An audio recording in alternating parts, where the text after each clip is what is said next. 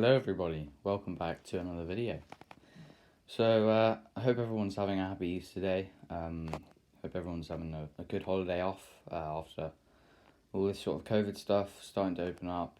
All good, that is, all good stuff. So yeah, today is my my new model farm reveal video, and I thought I'd do it on Easter Sunday just to make it all that more exciting and all that more good. And I hope by the end of this video you'll be feeling the same way as me. So yeah, I just want to thank everyone for waiting, because it's been a long wait. I know, and I think it was about 4 weeks ago that I put out the little notice on my Instagram saying that I'd be off on a break. So I appreciate everyone being so kind to let me have a break, and I did get a lot of nice comments saying, you know, go have a good break, which is always really nice to see, so thanks everyone for that. So yeah, I mean, thanks everyone for the support and everything. I am back now, and I'll start making videos again.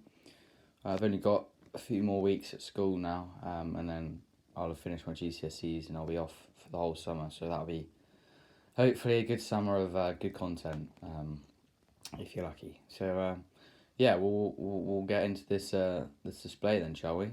So here it is. We'll start off at this end. We've got the Arable Field here, which I finished off in the latest video, I believe. We've got the gateway coming out, and I've got my creosote painted fence post here, saving them a bit from the weather. We've also just got a top bar of electric fencing on the top there. I don't know if you can see.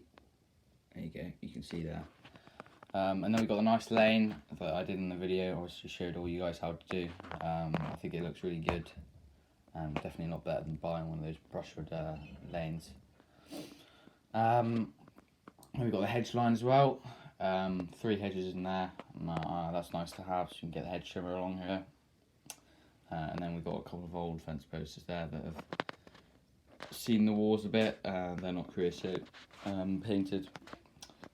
And then moving on down, we've got a gateway here.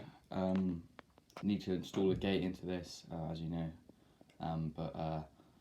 but we haven't got any animals in it at the moment, so it's alright. And then we've got a big fence post there, and then we need to put some little wires across there as well if we're putting animals in there as well. Then we've got the grass field, the biggest field on this little display here. So yeah, this is just going to be a nice sized field. Hopefully soon we'll be cutting it and growing out, mowing it, etc, etc, and it'll most likely be baled. And then we've also got the wall here that I made out of polystyrene, as you can see there, and it's just got a few vines and some foliage on it and stuff. Obviously looking nice and weathered and old. And then in that back corner over there, I'll show you in a bit more detail when I go, because basically I've got to go under my tables to get the other side. But we've got the roller, and the Fleming roller, and an old drum mower there that's seen the walls a bit. It's just sitting there. Couple bits of grass and stuff growing on it, because it hasn't been out and used in a while, so that might be a little restoration project. Right, so then moving into the farm, we've got the Massey Ferguson 3120. She's going to be a big player on this display. She's one of the main machines. Yeah, she's just a beautiful tractor, as you know.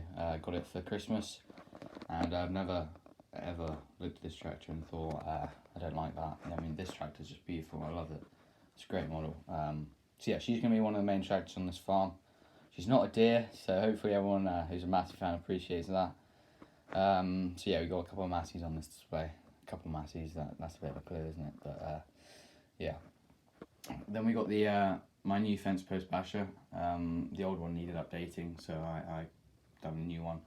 I need to fit a beacon back onto that little stand there, as you can see. But yeah, then that'll be going on one of our tractors off for fencing contractors, because we're a fencing contractor basically. And then we've got the reeler there as well, with some fence reel on it, on a pallet.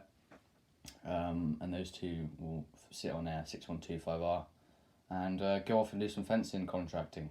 So yeah, that'll be happening in the autumn probably. most people would want their fencing done, ground's nice and soft. Then we've got a little scraper there. We've also got the weathered cattle trailer, and we just got a barrel, bit of wood, and a few bits of old fence there as well back in there for lambing and calving and stuff like that. We use them just to cut off that shed over there, so we got a bit of space. And then we've got the Land Rover, the farm owner's Land Rover. He comes down here in that, parks it down there whenever he comes down to the farm. And then we got a little man hopping in the 3120. He's just going to hop out, get on the Fleming roller and do a bit of rolling. And then we got the main shed here. I'll just show you this side because I'll go around the other side to show you the rest. So we got the slats in there. We got the cattle area. Cattle are up at the other farm at the moment, but they'll be coming down pretty soon. And they'll probably be in this field at some point, I imagine. We've also got the lambs lambing at the moment at the main farm. So yeah, they'll probably be down once they're a bit bigger, and they'll come down to these fields to start grazing them off. So yeah, moving on, we'll come around this side here. We've got just a nice little store here along this fence line. So we've got an old dung spreader there, a couple of tyres, stuff like that. Did a nice weathering job on that, so I'm pretty pleased. Got an old buck rake underneath, bit of roofing. Then we've got a couple of old mouldy bales, an old bale spike frame, some wood, fence posts, an old weight.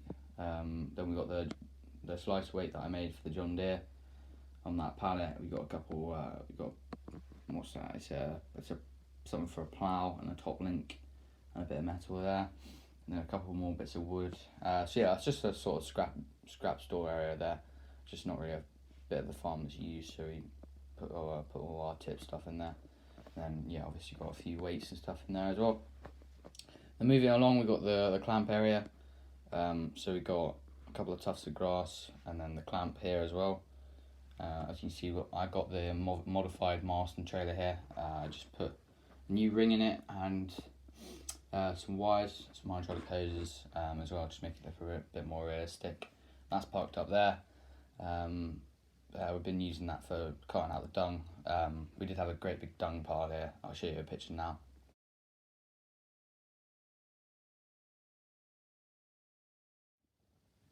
So yeah, we had a great big dung pile here, which we needed to get rid of, obviously.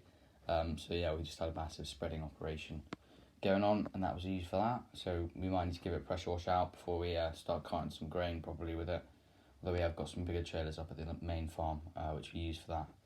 And then we got our last remaining silage bales, and then we've also got some hay bales as well. They're homemade hay bales. I will do a video on how to make them. A good friend of mine showed me how to do them, so I appreciate that, Jack. And then we've got the silage bales here as well. We haven't got too many left, just enough to last us until silage time, and then we'll have to make some more, and then they'll be coming in this clamp probably for a bit until the maize, and then we'll probably put the maize in here, I guess, and then the silage bales will move up to another farm. Just a couple of cones on the corner there. We use them. The farmer's son uses them. He has got a little buggy and he likes to make a little track in one of the paddocks, so he uses them. And then I'll just move around the other side because it's easier to see. Yeah, bear with me. So yeah, moving around the other side. I'm on the other side of the display now. So over in this corner we've got all the tyres for the clamp. So yeah, they're just sitting there ready to put on for the sheeting. We've also got the log splitter. We've got a new bale spike and the pressure washer there. The Kramer pressure washer. We've also got the fuel tank that I made in the last video, and also there's a trailer back there with some rubbish from bags and whatsoever that we haven't been able to get rid of because the bins haven't been coming around, the recycling men haven't been coming around because of COVID, unfortunately, and we haven't been able to go to the tips because they've been shut. So that's going to build up quite a bit, but we should be able to clear that out soon, hopefully. And then just back there we got an old drill, a couple of old bits and bobs, a bit of old metal, a couple of gates as well, just under there. So yeah, then we'll move on to the workshop. So inside the workshop we basically just got the lady, she's farmer's wife, she's just coming in, checking on the topper. So that's the Abbey topper in there. A couple of you may have seen that. And then on this little table here, we've got, I'm just trying to focus for you guys. There you go. We've got a top link and a grease gun. That topper's going to need greasing up before it gets going, because it's going to be topping pretty soon, I'd imagine. The grass is starting to wash up with the good weather we've been having. Then we've got a little table in there. We've got a little vise, bits and bobs and stuff on there. And then we've got a little fence post knocker, the mini one, under there in the box. We've got a little frame there to be picking up. I think it's 2 ton lift probably, which we use on the garden tractors. Put them under there and we lift them up, clean out the decks whatsoever. We've got a little old trailer back there. There's a bale spike there that needs fixing, a Fleming bale spike. We've got a tow line on the wall there, and then there's just a few more bits and bobs back there. A couple of fuel barrels and stuff like that, oil barrels and stuff like that. So yeah, we got the 7610 here moving along. She's another big tractor on their farm. She's the biggest tractor down here. Yeah, we love her. She's a great tractor. Does the job very well. We kind of like sticking with the modern classics down here for the moment. Not really viable on this farm to be running the big kit. So yeah, she's just the main tractor down here. She does most of the big jobs that the little Matty and the other tractors you'll see can't do. And then we've got a few posters up on the wall there as well, and a few hanging out. They have a few, got Richard Weston class. That looks like, oh yeah, that's our service that makes bale spikes in that workshop there. And then we've got John Deere and Massey Ferguson, obviously 2 main brands we've got on the farm. So yeah, those are just some nice posters there. And we've also got the McHale Bale wrapper in there, which that's a conversion by the way, from a John Deere CQ one. Wasn't quite happy with how it was, so I gave it a few stickers and stuff. You'll see that later on. And then just in here we've got a fuel barrel, weight, rim, and an old drill bar as well. Just an area to store a bit more scrap. There's quite a lot of scrap down this farm. Obviously, its main heritage is from this farm, so there's quite a lot of old bits and bobs. And then this corner here, we've got a couple of old pallets, bit of roofing back there if you can see. We've got another rim and a bit of wood as well. Store quite a lot of firewood down here. And then we'll take it all up in a trailer to one of the fields, log split it all, and then we'll cart it all up to the farmhouse to be burnt in the winter for fires to keep everyone warm. And then there's a bit more down here, obviously, as you can see. That is real wood, by the way, so that's why it looks quite realistic. And then there's an old link box there as well, a gate, rusty old gate there as well. That's a really old gate for one of the buildings, and then a bit more roofing as well. As you can see, the buildings have seen better days. They're looking a bit roughed up and weathered, especially these two. These two have been around for ages on this farm. So yeah, they're feeling the weather a bit, as you can see. Done a bit of weathering job on them. And then into this shed here. Sorry about the lighting, but we've got the remaining small hay bale store, as you can see there, and the wall there just stopping stuff from coming out. And then we've got the old Massey trailer with the silage sides. Still use that a little bit on the old tractors. And then we've got a couple of gates. We've got a few bags of Yara that we need to spread on the arable and the grass, mainly grass for Yara, which will be going on for silage ground. We just got the last few bags here. We had 20 or so in here before, so not many at the moment. Our telehandler is actually off for a service at the moment, and you'll see her back in a bit. But yeah, she's off to the dealership because she's had a few issues with the boom, unfortunately. So we had to go get a bit of service on her, and yeah, we thought we might as well sort the boom out while we're there as well. So we're just using another telehandler as well at the moment to get by. And then we've got a couple pallets there. And there's a link box with some milk cartons there as well that we use for calving. And we also sell a bit of our milk, not much, but a bit of our milk to one of the local shops that keeps open because he sells fresh milk and stuff like that. So that's quite a good little business going there. And then we've got a few straw bales and I don't know if you can see back there, but there's a couple troughs and stuff. Yeah, you'll see that later. So yeah, and then moving around, I'll move back over to show you this as well. Moving back over the other side, I'll show you this last shed.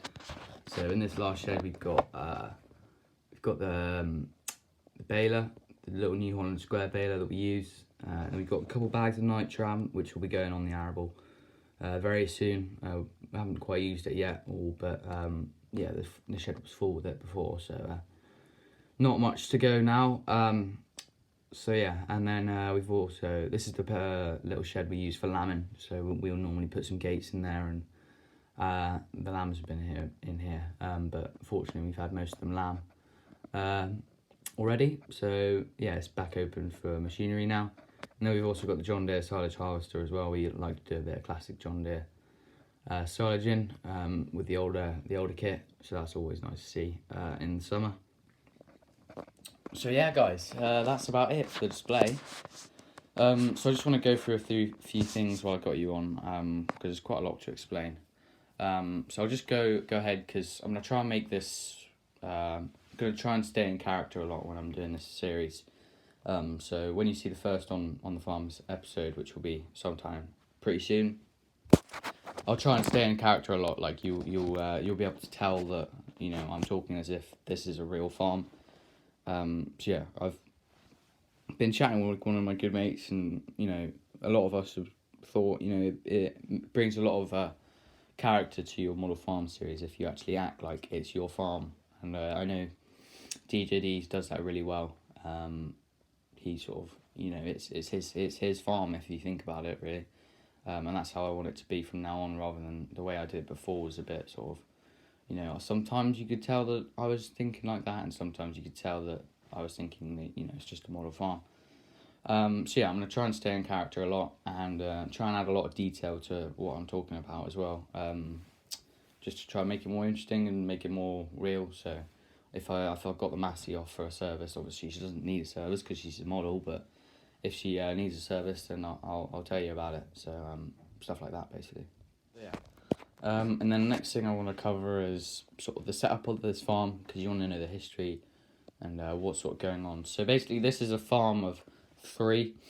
We've got 2 other main farms. This farm is far smaller. There's about 250 acres on this farm, and this is the original farm. Actually, this is the farm that our ancestors started it all on. So yeah, they bought this up a long time ago, back in the 1800s. Sorry, the 1900s, and started farming this area here, and it's just developed massively since then, basically. So this farm, it's around 200 acres, as I've said, and it's about, I'd say, 70 grass, and then the rest, 130, is arable. So mainly arable situation we run here, but there's quite a bit of grass down here, 70 acres, and then there's probably about another 200 or so main, because it's about a couple 1,000-acre farm, really, that we run, including all the stuff that we rent quite a lot of our ground for the spuds, because we do a lot of spuds, and you'll see eventually I'll get down to showing you the spud yard, the storage yard as we call it, which is where all that sort of bigger stuff happens and all the bigger machinery is stored. So yeah, this is basically a much smaller farm of 3. There's the main farm that we do all the cereals at, and that's got a few big barns up there to store all that, and then there's the storage yard, which is the one you'll probably see soon, which is where all the spuds are stored. And just to come in out of character, you'll probably see me making the storage yard.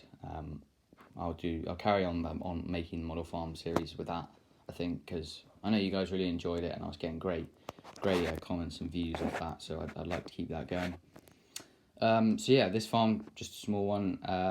I'll just let you know, we got the 2140 and the 3650 on this farm, and that's all 4 tractors, and they are both up at the storage yard getting serviced, because all the little John Deere parts and stuff that we have, because we used to run a whole fleet of the 50 and 40 series Deeres, and we had we bought the Massey recently, but we did have a 390 Massey, I believe, which we liked a lot, but unfortunately we sold it because it had some issues. But yeah, all the parts for the John Deeres are up there, so they're out getting serviced currently, but they'll be down soon. And then there's a lot of other modern tractors that will be coming in and out of this farm, doing jobs and stuff. Because the main farms, obviously, we have a lot more big kit. Obviously, for spuds, you need a lot of tractors, and we do have a lot of tractors, so you'll be seeing a lot of tractors, luckily for you. So yeah, basically, yeah, 3 farms, 2 much bigger. As I said, yeah, this farm's around 250 acres. The other 2 are around the big farm's around 1,000 acres cereals. So we have a big combine and stuff like that up there. And then the storage yard is around 500, 600, 700 acres, which we do most of the spuds on. But quite a bit of that ground is I say 500 because about 250 of that is now rented ground that we use for spuds, because you got to make a lot of spuds to make a living off them, unfortunately. But yeah, it's a good operation to do anyway.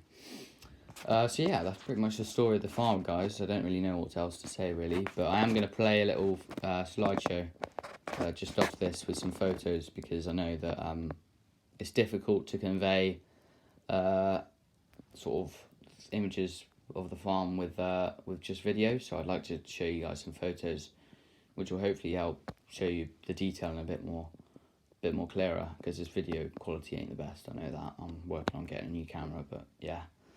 So yeah, guys, thanks everyone for watching. Enjoy the little slideshow. It'll only be a couple minutes long. I know this video has been quite long, but I just got a lot to get off to you guys. So yeah, I hope everyone has a great Easter, and yeah, have a good one, guys. And I'll see you in the next video very soon. Thanks for watching.